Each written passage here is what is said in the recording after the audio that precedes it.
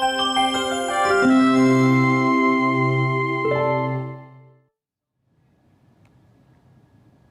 today's episode, we will meet with an early childhood administrator here at MATC to discuss what it entails to manage one of the center's locations for MATC's child care services.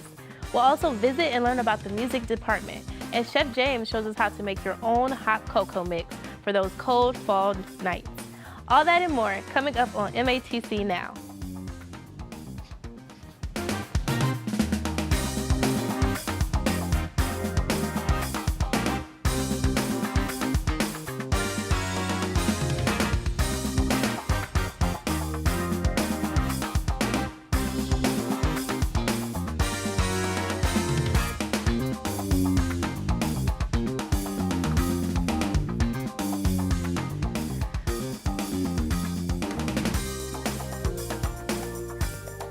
Hello and welcome to this week's episode of MATC Now. Once again, I'm your host, Audrianna Hutchinson, and today I am joined by my co-host, Samantha Stern, a Campus Children's Center Coordinator here at MATC. Hi, Samantha. How are you today? I'm doing well. Thanks for having me. That's great. So can you tell us more about the work you do here at MATC? As the administrator for Campus Children's Center, I supervise and hire my child care teachers and our practicum students. I am responsible for all of the licensing and accreditation details, and sometimes I even get to play tag and bake muffins. Oh my, that sounds so wonderful. I can't wait to hear more later. Up next, student producer Malcolm Harmon Robinson takes us to a local park to discuss recycling here in Milwaukee. Well, recycling helps reduce the perfectly reusable material from going into landfill, and we can reduce our impact on the planet by recycling. The way it works is that when you are able to recycle properly, you're reducing what is going into the landfill, also reusing the materials that are perfectly good to reuse, so there's a lesser impact on the planet, as well as recycling creates jobs and opportunities. It also helps keep our communities clean. Really know what your recycling regulations are. Learning to recycle properly is really important. Knowing what material goes where and how to recycle properly can help that as well. And then just in terms of consumption, really knowing what you need versus what you want, figuring out what are the better alternatives. If there's any way you can borrow it before you can buy it, that is always a greater alternative than just going and purchasing something brand new. Reclining on your community and your society better, and just learning to reduce your consumption in general. One of the best ways to really be an effective recycler is to really know what your community accepts in the recycling program. The rule of thumb is that empty out whatever you're recycling. Don't keep the food or beverage in the bottles when you're throwing it in the recycling bin. Making sure that the number of plastics that you're putting in the recycling bin are the plastics that your community accepts, your program accepts. Making sure that bottles and caps, you put it back on together if it's the same material. So just learning how the recycling can be more effective is by going onto your municipal website, finding out what the recycling guidelines are. The way recycling helps the environment is by really reducing the need for the new material, the virgin material that requires you to make the products that you're recycling. So you're in some ways reducing the need for the raw material, and also keeping our landfills down to the minimal.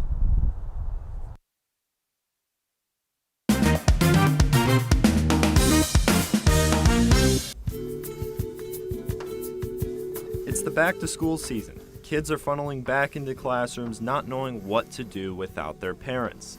They need guidance in order to overcome the hardships of education. Good for them, the Early Childhood Education program here at MATC gives college students the opportunity to help them out with their struggles. In our early child department, we offer education to our students seeking additional educational opportunities to earn credentials, to earn their associate's degree, to work with children in the early childhood field. So in our early childhood education department, we offer a variety of courses, from child development to health, safety, and nutrition.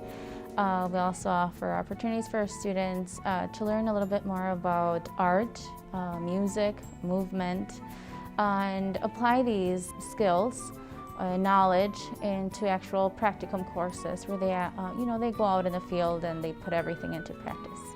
We try to encourage in this program for these kids to just express themselves and to just be what they feel like they need to be in order to achieve their goals, and for us to kind of pinpoint where we need to help them at. It's effective because, it gives you the opportunity to do a hands-on experience. So like we do what they call practicums. They're like clinics. So we do 4 semesters of that.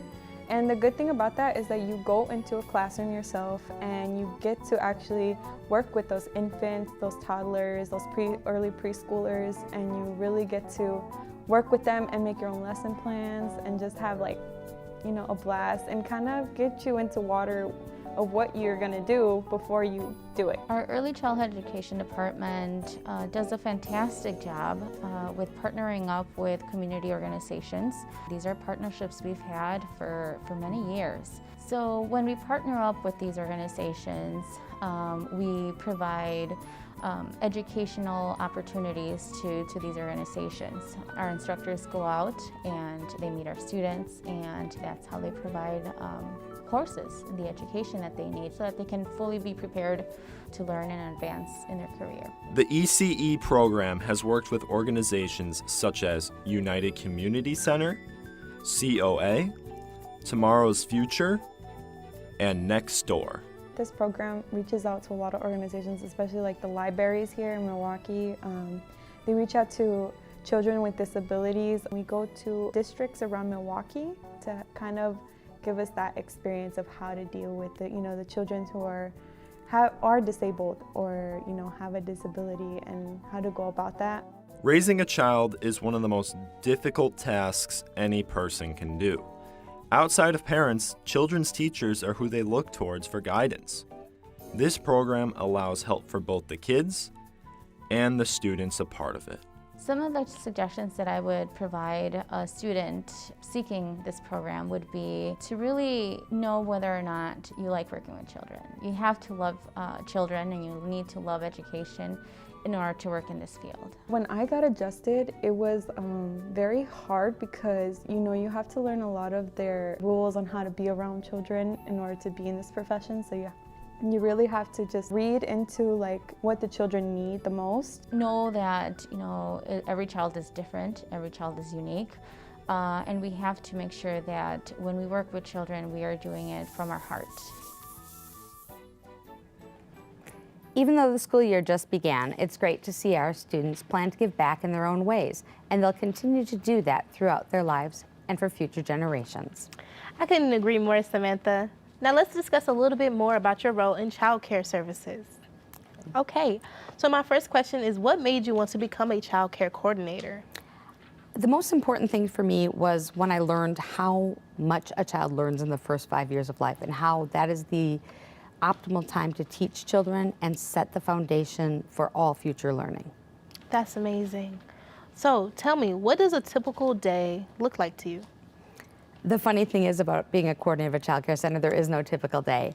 I am responsible for everything that happens in the center, and some days that could mean I am with a group of children. Other days I could be preparing for something to do with our state licensing or our accreditation.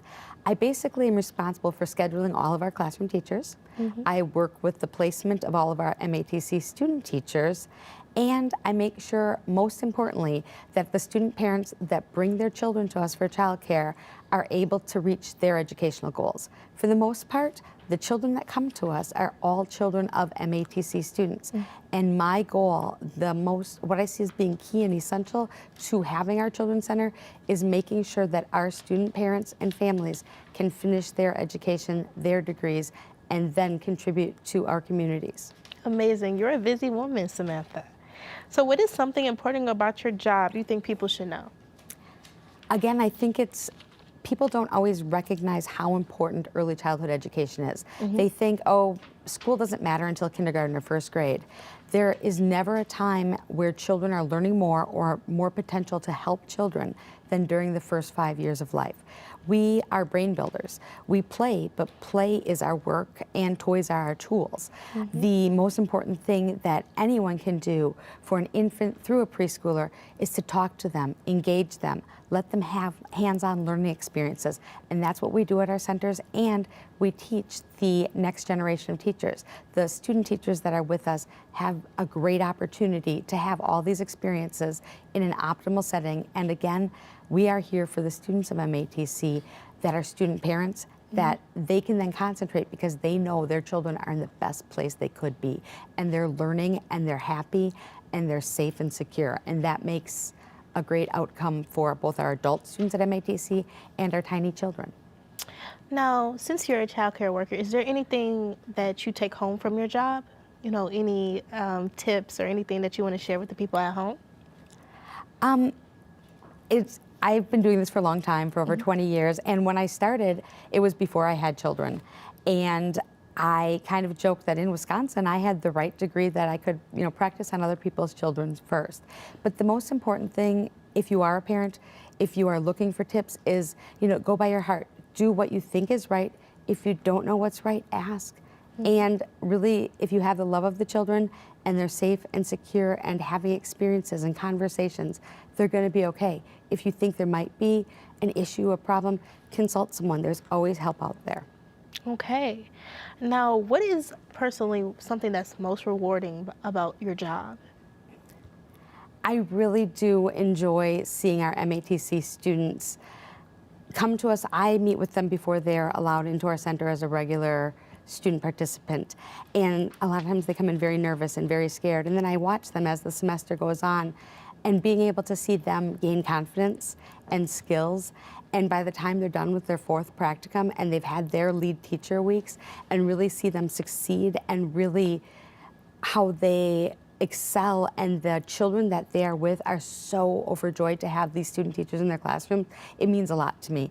Of course, the kids are fun, they're great, that's why we do this, but MATC's aspect that makes it unique is that we have the student teacher placements, and it's so important for our next generations and for those teachers. Your job is so amazing. I just want to thank you, Samantha, for providing us with more insight on child care services. You're welcome. Do you love music? Student producer Ariel Campos directed us to the C building at the downtown campus for us to meet a music artist who is an alumni and fellow faculty member. The music department provides students with many opportunities in song creation and constructing skills that will help you in the real world. What better alumni could help us understand no other than MATC's part-time music instructor, studio jazz musician, and live performer, Thomas McGurr. I was in the electronic communications. I got an Associate of Science degree. It was actually in TV production, and that was somewhere in the mid-'80s. And it helped me, and then I actually learned how to do audio. It gave me some audio skills, some knowledge of electronic circuitry. It helped me, like, if things go wrong, how to troubleshoot, and I also used that associate degree towards a bachelor's. When I got out of it, I decided I didn't want a career change. I stayed with music. I decided I just wanted to keep playing. I teach ensemble classes. I have a bass class. I teach some bass classes. I also teach Guitar Lab 1 and 2. I've been here at MATC for a little over 30 years. When I work with my ensembles, I open the door for suggestions, and we start by listening, and we say, well, should we do this? Should we do this? So we come up with about maybe four tunes. Well, I think it might save you some time. Like I said about ear training or taking lessons on an instrument, it's like seeing a tutor for a subject and say, well, how do you do this? It's a very direct route to getting information. Life wouldn't have the same feeling it would have if it weren't for the wonderful sound of music. Milwaukee's Tom McGurr continues to balance the studio and performance life while teaching students to follow their dreams within the industry. It's been an old friend of mine. I grew up, my father played ukulele and sang, my mother sang in the choir, so I've been around music since I was a little kid. You know, it's an old friend of mine. There's a beauty in it that it really is, I guess it's beyond words.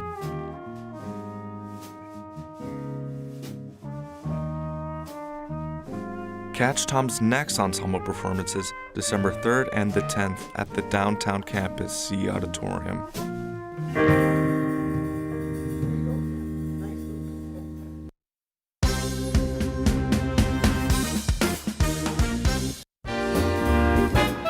Pumpkin Festival is really a tradition that goes back 35 years officially and many years before that unofficially. It started with a gentleman named Gordy Falk who was carving pumpkins in his front yard in the neighborhood, and it just sort of grew from there, from his house to Schoolhouse Park, and carve their pumpkins, bring them back. We also have some master carvers who put on some really amazing decorations on our giant pumpkins. Many of those decorations that you saw tonight are actually Gordy Falk's original, that are in a binder sketched as he would have done them on his kitchen table. Last year, we just had a walking event, so we thought about this year again, trying to take appropriate precautions, getting everybody together inside a tent, even though we are outdoors. It was a little bit easier to execute to allow people to take them home. And what we saw last year, actually, particularly when people were at home more, is the decorations got more elaborate. So rather than being limited to what was in our tent, people are using props. We saw somebody with cucumbers on their eyes and a towel like a spa. So when people have that extra time to do it, they can be really creative, and we've seen that over the last couple of years when they take them home. The carving was something we felt we could do in different ways and be okay. But just seeing how events are happening right now, I think there's a thirst and a hunger to get out there and just be with people again after spending so much time on our own. So that was something we felt we could do safely, to have things in an outdoor festival where we can safely serve food and beverage and bring back the music, which adds the atmosphere again. So it feels good to be a little bit like a pre-pandemic level and have more of a party with our friends and neighbors. Once we made some of those bigger decisions about bringing back music and food and doing the carving off-site, at that point it comes down to just having the bodies and the infrastructure to set up. For us, this is pretty easy once it happens, right? We kind of get to just host the party. We have our DPW crew and our volunteers moving pumpkins around, and many of which need equipment to move because they're so heavy. So that requires a pretty substantial lift, maybe no pun intended, to get all those things in place.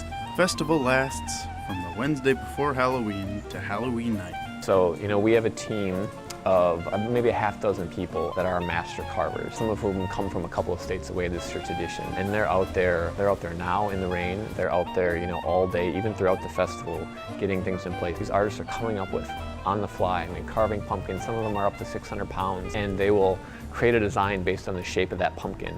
And so they pick the place in the park to get it set last week, and they're going to spend their time putting it together. They're just such a talented crew. They do it all selflessly, and they love it, and it really sparks joy when people, the kids, come and play with those pumpkins. They're like climbing on them before they're carved, like their pictures taken when they're carved. We couldn't do it without those master carvers. Just an amazing group of people. We'll plan like a lot of stuff maybe a month or two out, but the bulk of our work happens the week before, where we're coordinating with the farmers and our movers for pickup to get things here, working with our great DPW staff at Whitefish Bay to get equipment in place, working with our vendor partners to get the scaffolding and tenting and everything up. So it's a fair amount of work in the week leading up, which is why we like this week so much, because it's a little bit more fun for us. I think it's the communal experience, something I think we really all appreciate more post-COVID, and that sense of belonging and being together where you can run into fellow parents or see your classmates spontaneously, to take in the great work of our master carvers. And I think it's that sense of being together and the sense of wonder that the kids see in kind of making those new traditions. That's the thing that makes it. It's the people that make it. The Whitefish Bay Civic Foundation has been around for nearly 50 years, always been an all-volunteer board, made up of people here in Whitefish Bay. We do things like the 4th of July parade, our Sounds of Summer concert, and the Great Pumpkin Festival. So there's a really good tradition here of people giving selflessly and giving back to the community. Many of whom were actually here last night as a little alumni event, so it's neat to be able to push that tradition forward on their behalf. People move in summer and fall is a relocation time, and for a lot of people this might be their first event as a Whitefish Bay resident, and it really stands out in their mind for like, I fell in love with the community because I came to Pumpkins. It just has that feel, and I think that speaks to the people that live here and how welcoming they are and how much we enjoy and embrace the time we spend together. And it's pretty neat to hear those stories about the memories that you make at Pumpkins and the little ones making their own memories. Like everything in COVID, right, we've all learned to just be more flexible. So predictions are dangerous, especially about the future. So we'll just take next year as it comes. Wow, that looks like such an amazing event for people of all ages. I can't wait to go to the next Great Pumpkin Festival and get my hands on a pumpkin to carve. Yeah, I definitely have to check that out myself. Now it's time to check in with our favorite field correspondent, Courtney Bondar, who's coming to us live from MATC's Oak Creek campus. What's going on out there, Courtney? Thank you. So today I'm in an actual police training room at the Oak Creek campus where a lecture took place last week Wednesday to have an open discussion between both law enforcement and students. Joining me today is Dr. Reggie Parks and Eugene Reyes. Hello, Reggie. How are you doing today? Fine, Courtney. Thank you. Could you explain more about the lecture and what happened between both law enforcement and students? Sure. Last week, the Oak Creek Campus Climate Committee sponsored an activity in which members of the campus community, meaning students, faculty, and staff, could meet with local representatives from our law enforcement agencies to express thoughts, ideas, questions, challenges, and compliments. For some, this was perhaps the first opportunity to have meaningful engagement with law enforcement officers. So it was great. 97 people participated. The feedback was that it was meaningful and provided greater access for members of our community to speak with law enforcement. Great. Thank you so much to talk about that. Could you explain more about how the students were involved and what this looks like for the campus as a benefit? Sure. Again, the students were able to attend on a voluntary basis. 97 students did attend, and we also, at the end of the activity, sponsored a steering wheel lock distribution. So right now, vehicle thefts are on the rise in the greater Milwaukee community. Oh, wow. So this is one way that our campus community could see law enforcement working on a proactive basis, meaning that they understood community needs, and here's a tool that can help prevent a crisis. Of course. Thank you so much for informing all of us about that, and especially too with the theft going on currently in Milwaukee. Eugene, could you explain more about the training program here at MATC? Sure. I'm the director of the Police Academy here at MATC, and a lot of people in the Milwaukee County area do not realize is that we have an 18-week law enforcement certification program here at MATC at the South Campus. And that is mandated and governed by the Wisconsin Department of Justice. So every spring and every fall semester we have approximately 24 to 26 MATC students that are enrolled in our Police Academy program, Monday through Friday, 8 a.m. to 4:30 p.m. And there's over 50 courses that include constitutional law, crimes, theories of investigative types of police work, firearms, defense and risk tactics. We've also included de-escalation training. Could you explain more about that? Sure. We all understand that the current climate in law enforcement can be viewed negatively for many reasons. And we are teaching these current cadets that are coming out working for various Milwaukee County law enforcement agencies the latest in training to try and de-escalate and not use force when force may or may not be necessary. And some of the components of that are very complex, but basically if an officer has time and distance, maybe they can slow down, take a tactical pause, and decide whether or not force is the right option or not. And as you can see behind me on the wall, some of the other things that we look for in our students is integrity, honesty, courage.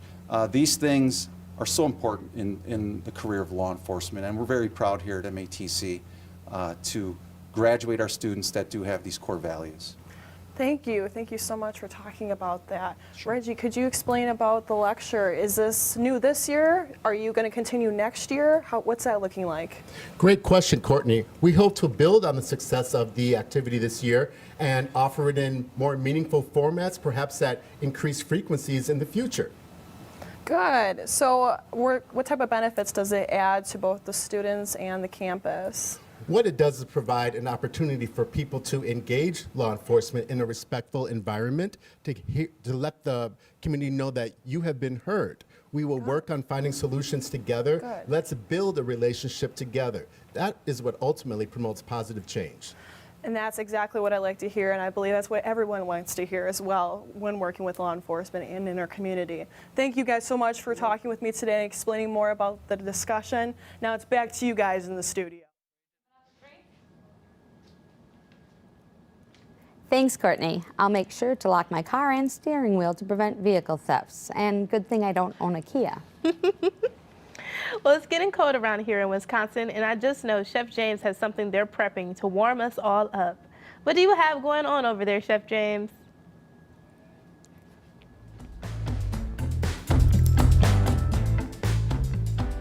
Thanks, guys. It's very true. Fall is upon us, and the air is getting colder. And what's better for weather like this than to make a nice little homemade bag of your very own hot cocoa? Now, you can always go for those store-bought packages, and I won't knock it if you do. But if you want to add a little bit of spice to your chilly fall night, stick around with me and I'll show you something sweet and easy you can make to enjoy all on your own, or that you can make to give as a small gift for a friend or a loved one. Now, what you're going to need for the cocoa mix is your choice of chocolate chips, some unsweetened cocoa powder, powdered sugar, salt, cornstarch, and cinnamon. Now, the ingredients you'll need for the base of the drink will be your choice of milk and pumpkin spice flavored coffee creamer, along with your choice of toppings. We've got here some whipped cream and marshmallows. Now that you have all of your ingredients put together, we can start making our hot cocoa mix. The instructions I'll be showing you make about one largish bag of the mixture, so repeat the process as many times as needed, or multiply the amounts of the ingredients by however many bags you would like.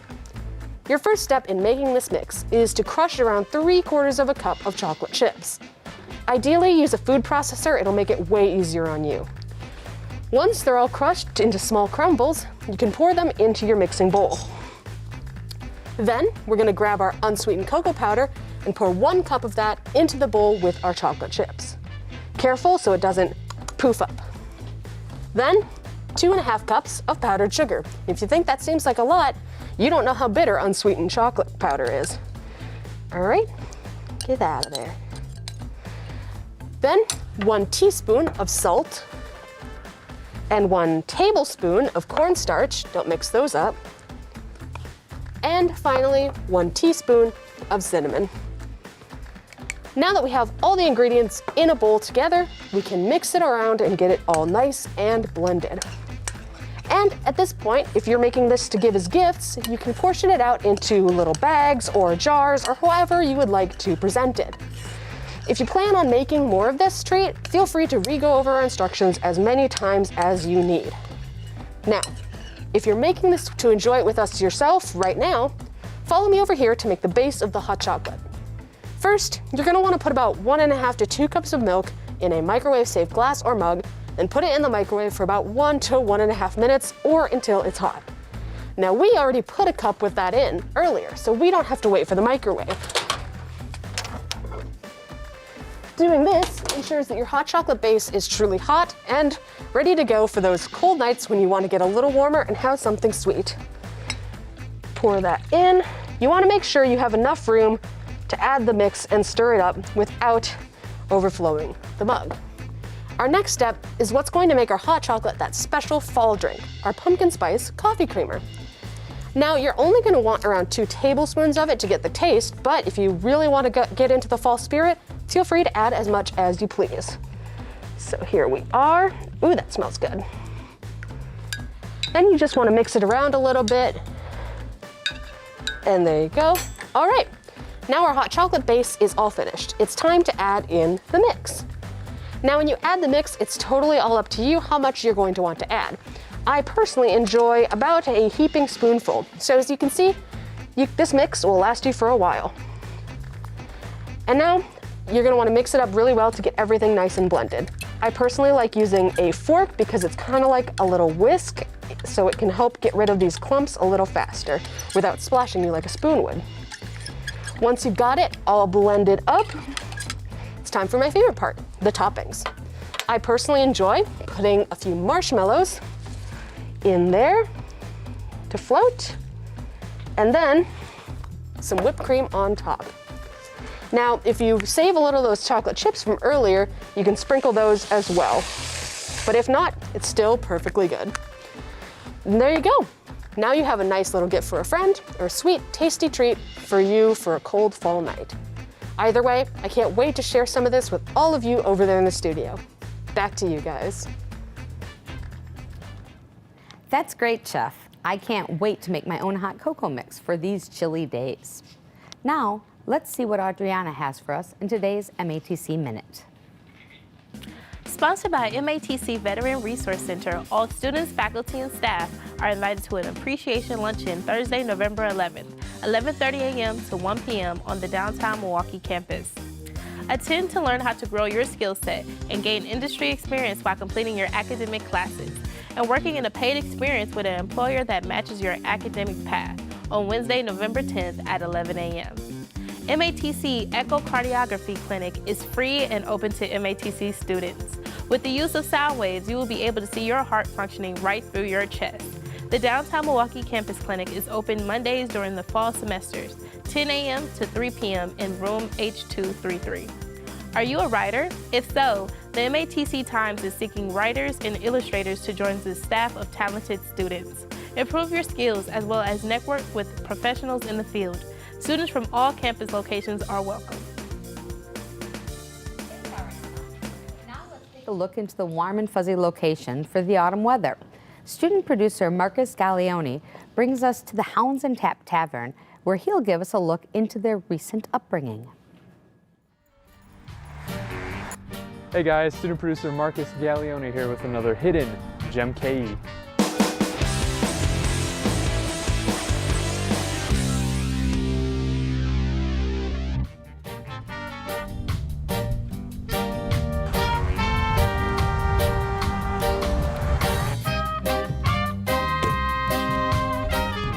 I'm here at the Hounds and Tap Tavern, located on Silver Spring and Technology Drive, where pints and paws get together perfectly.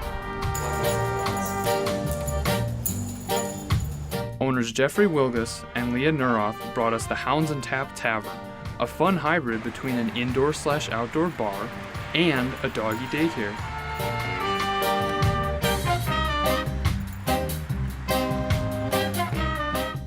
Their dream of creating this kind of bar came true when they started construction in October of 2020 and opened for business in May of 2021. And when those doors swung open, a fun-filled environment for dogs and owners alike was born. However, starting a business from scratch is never an easy job. The Hounds and Tap Tavern has become a phenomenal part of the community, offering doggy daycare services as well as doggy boarding services. Hounds carries doggy products from small and family-owned businesses, as well as beers and liquor from local Wisconsin breweries. All right, well, I'm gonna chill out with all these dogs. This has been Marcus Gaglione, and it's also been another hidden geMKE.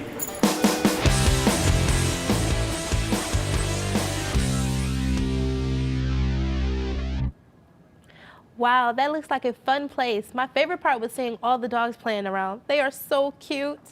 Well, unfortunately, it looks like that's all the time we have today. Thank you, Samantha, for joining us. Thanks for having me. Thanks for you tuning in today. We'll see you again in 2 weeks for the next episode of MATC Now. But until then, I'm Audrianna Hutchinson, and we'll see you next time. This